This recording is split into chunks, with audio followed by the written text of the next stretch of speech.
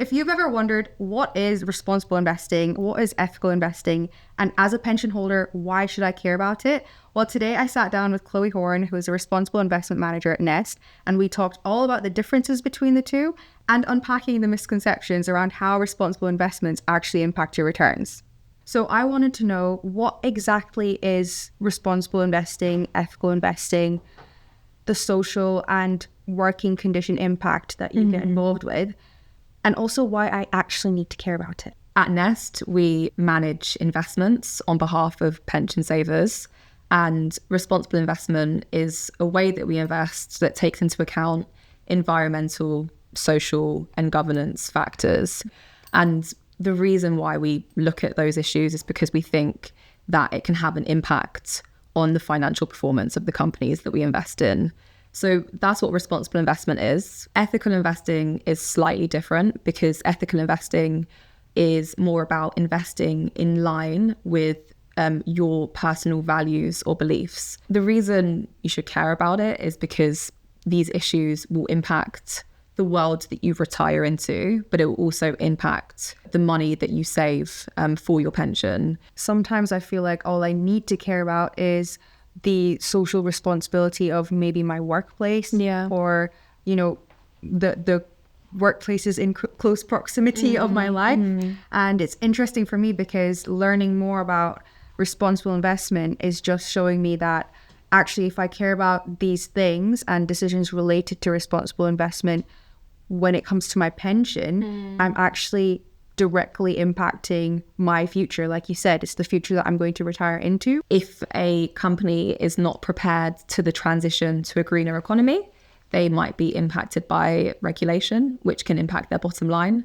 If a company has poor labour rights and doesn't pay their workers very well, then they're less likely to have productivity within the company and there might be more turnover.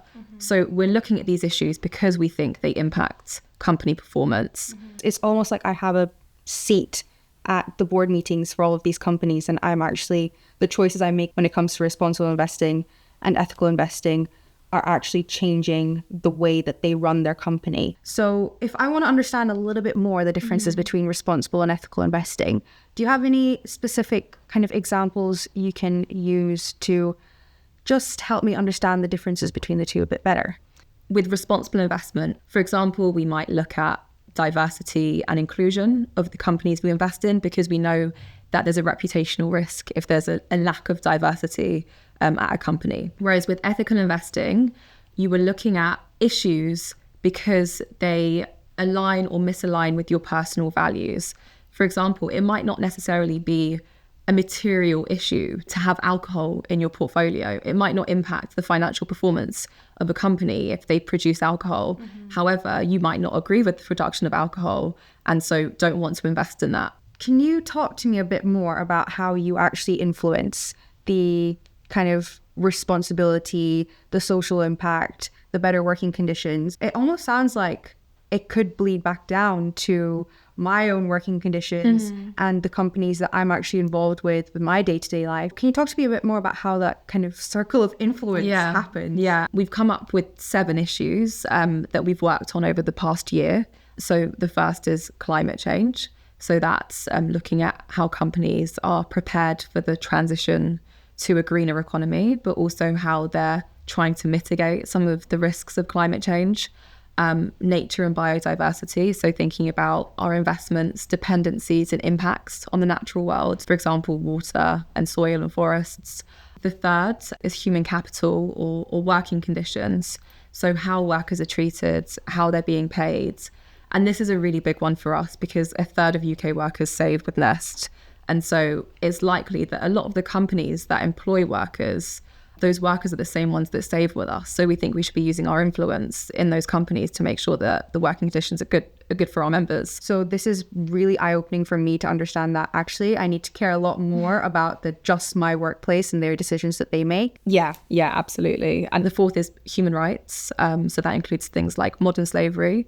The fifth is diversity and inclusion. So specifically looking at ethnic and gender diversity at senior levels. Can you talk a little bit more about why companies should actually care about these issues and maybe diversity specifically? So within an organization or a company, it's how much of a mix there is within that company when it comes to things like gender, ethnicity, disability, LGBTQ+, socioeconomic backgrounds. And inclusion is how all of those different types of people are treated. There's lots of evidence to show that when there's more diversity within an organization, there's less like groupthink. There's more diverse perspectives, which leads to more innovative solutions and ways of working. It can also be that when you have more inclusion, everyone feels a bit happier at work. They feel more valued. It's easier to recruit people. It's easier to keep them, which means less turnover with an organization, which reduces their costs.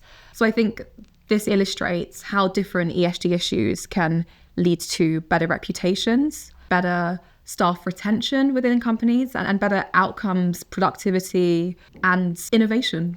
And the last two are technology. So thinking about things like AI and what that means for the world and our investments and employment. And the last is food and health. So particularly looking at the healthiness of the food and drinks that are provided to UK consumers. How are you actually addressing them with the companies? Like, what are the specific things you're doing? So there's, I guess, lots of different levers we have as investors. One of the main ones that we look at is stewardship. So you could engage with that company directly, which means meeting with them, having conversations with them, setting your expectations for them on where you want to see improvements. And a lot of the time we do that collaboratively with other investors so that we have more of a collective voice.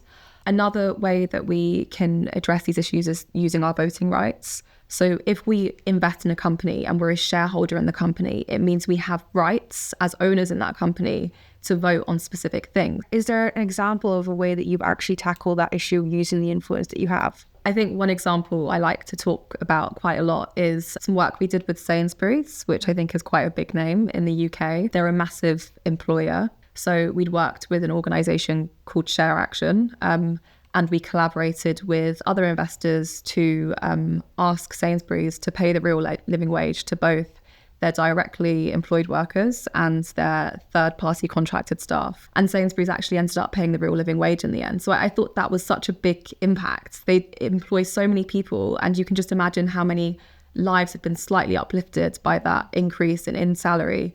So I understand a lot better in terms of responsible investing means that it's a bit more financially driven. Our goal is to maximize your pension and grow your pension.